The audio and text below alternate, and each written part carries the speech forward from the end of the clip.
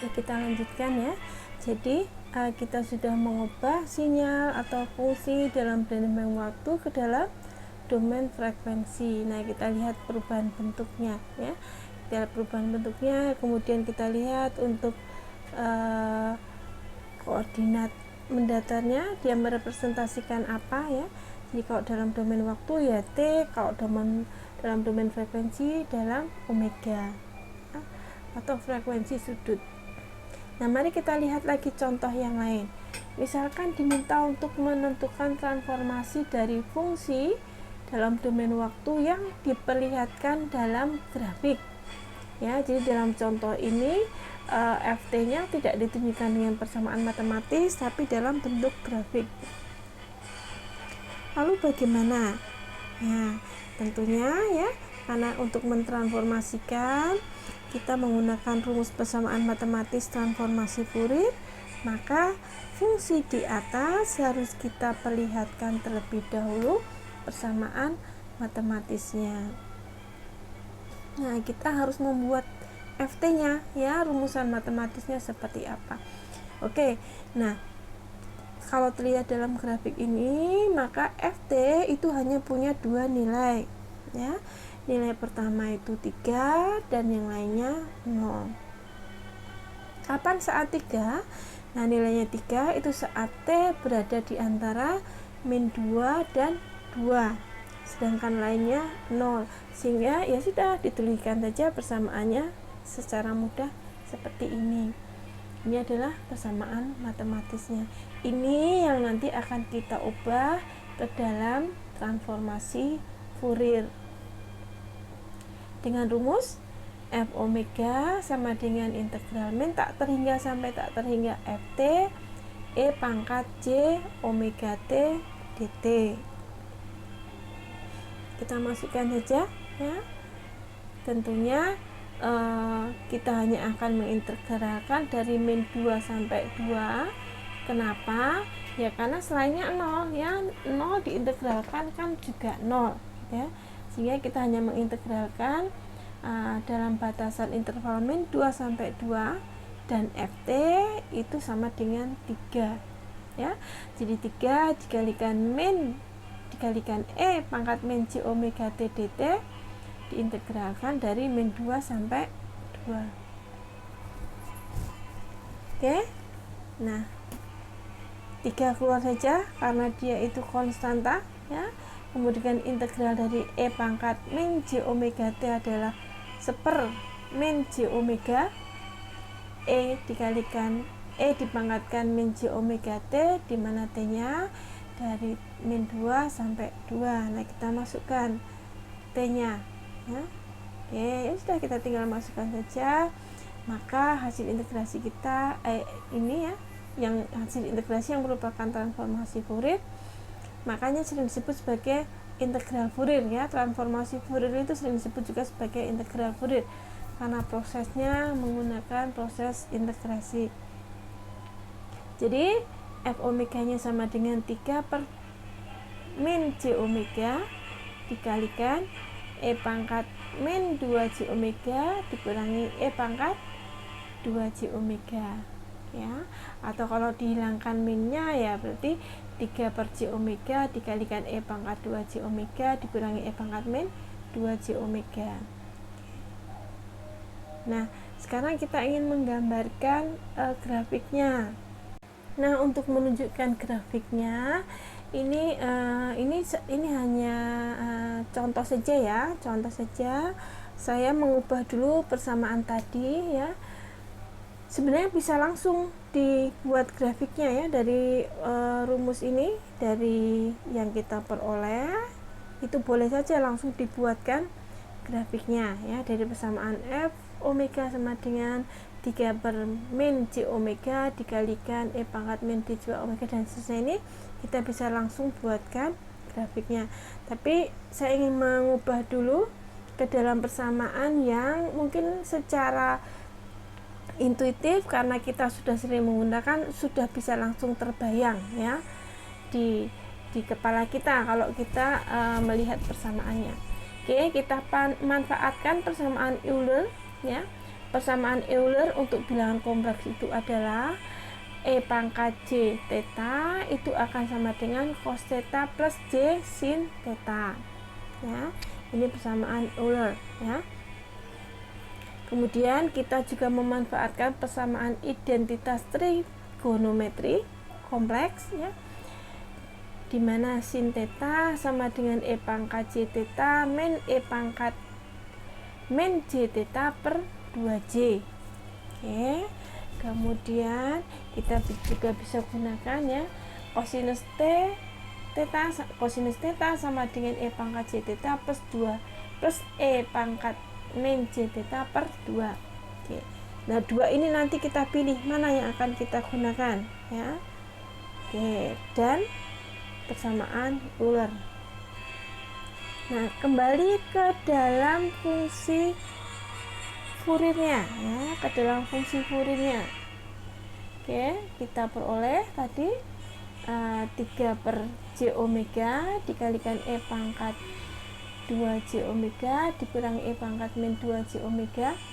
Oke, nah ini kita kalikan dengan 2 untuk apa? Nah, supaya kita mau menyamakan ini ya.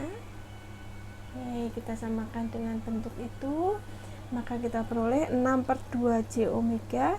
Nah, oke, kemudian dari sini ya, kita gunakan persamaan Euler ya.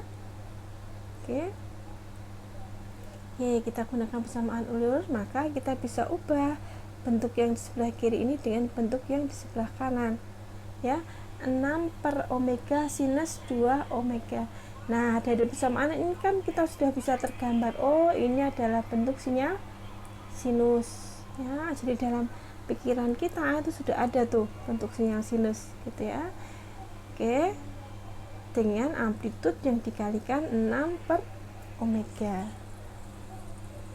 Nah, oke, ini kalau kita gambarkan bentuknya adalah seperti ini ya. Jadi dari persamaan ini ya, nah dari persamaan ini kita peroleh grafiknya seperti ini. Nah, ini adalah representasi sinyal dalam variabel frekuensi atau dalam domain frekuensi. Oke, mungkin yang perlu diketahui tentang transformasi Fourier ini adalah tidak semua sinyal itu ada transformasi Fourier-nya ya. Jadi tidak selalu eksis.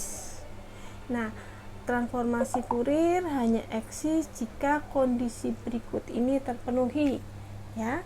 Jika fungsi ft tadi nilai magnitudenya ya kita integralkan itu hasilnya lebih kecil dari min tak terhingga, maksudnya hasilnya ada gitu ya, terdefinisi. Nah, istilahnya terdefinisi ya, sehingga misalkan sinyal ft E pangkat min at dikalikan ut di mana a merupakan konstanta ya, dengan kita gunakan rumus ini ya. Jadi f omeganya adalah 1 per a plus j omega, itu hanya eksis jika a nya lebih kecil daripada 0.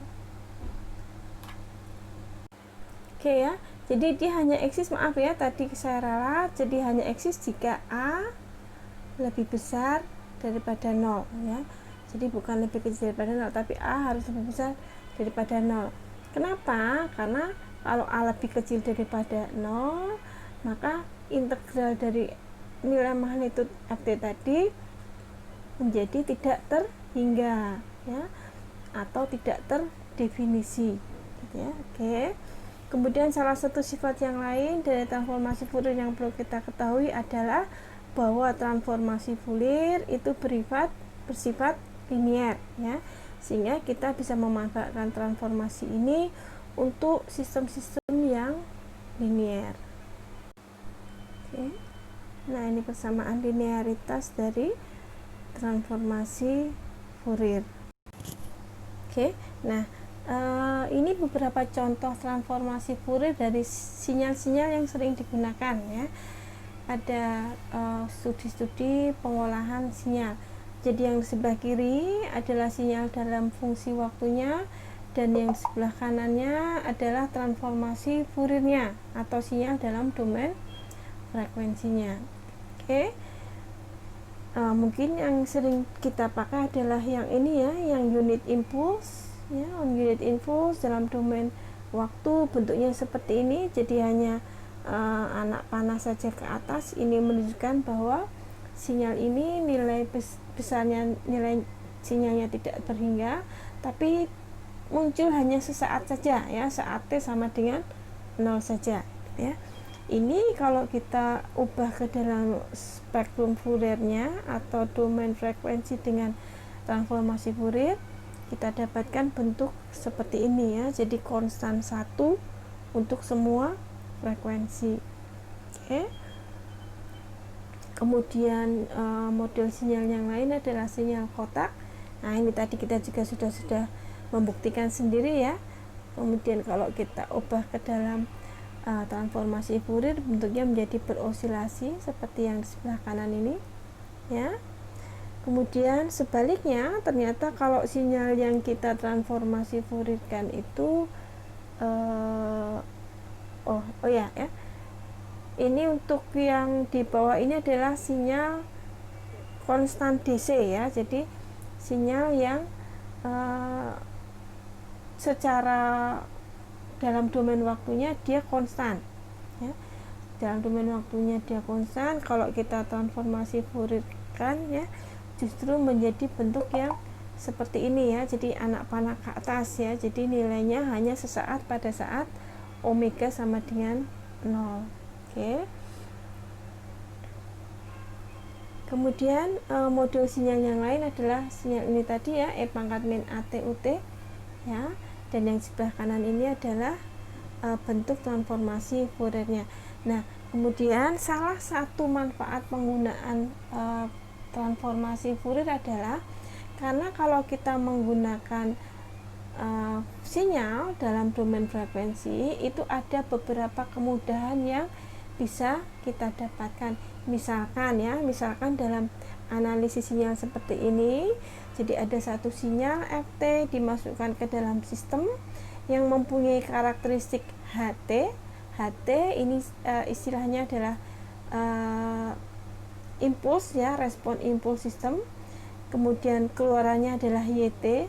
Maka dalam analisis kita mencari YT itu kita lakukan dengan operasi matematis yang seperti ini. Nah, jadi YT sama dengan FT yang ini namanya operasi konvolusi. YT sama dengan FT yang dikonvolusikan dengan HT, dan rumusnya dengan menggunakan rumusan matematis integral seperti ini. Tetapi jika kita bekerja dalam domain frekuensi ya, maka kita akan menganalisis keluaran sistem dalam domain frekuensi hanya dengan operasi matematik yang lebih sederhana. Jadi saya tinggal mengalihkan saja sinyal masukan F omega dikalikan dengan karakteristik dari sistem H omega. Nah, ini salah satu contoh manfaat atau kemudahan yang kita peroleh dalam melakukan analisis sinyal jika kita bekerja dalam domain frekuensi.